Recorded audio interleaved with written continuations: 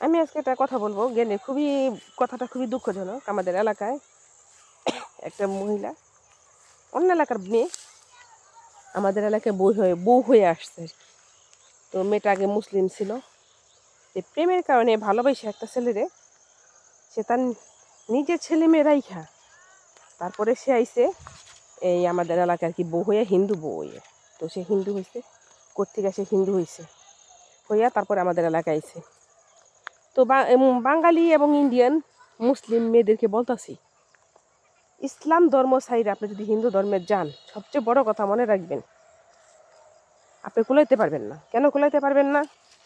কারণ আপনার দেহটা আপনি ইসলাম ধর্মে কত সুন্দর করে মাটি দিবে, সেটাকে সম্মানের সাথে। একটা মুসলিম নারীকে মাটি দেয় সম্মানের সাথে, ঠিক আছে?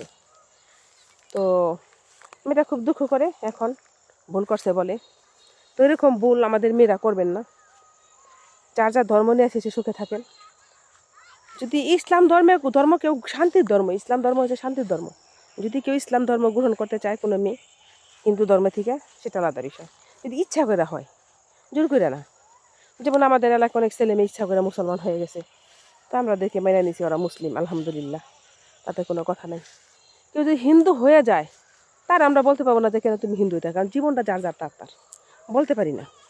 কিন্তু সবচেয়ে বড় কথা হয়েছে, যে মেয়েটা নাকি হিন্দু হয়েছে সেই কিন্তু দুঃখ করে যে আমি কেন এমন কামটা করলাম, এই কাজটা আমার ভালো হয় নাই, কারণ আমি এখন সুখে নাই। তো সারা জীবন এটা মুসলিম মেয়ে সারা জীবন জ্বলবো, এবং মরার পরও তার হয়তো জ্বালাই দিব, কারণ সে ইচ্ছা করে হিন্দু ধর্ম গ্রহণ করছে।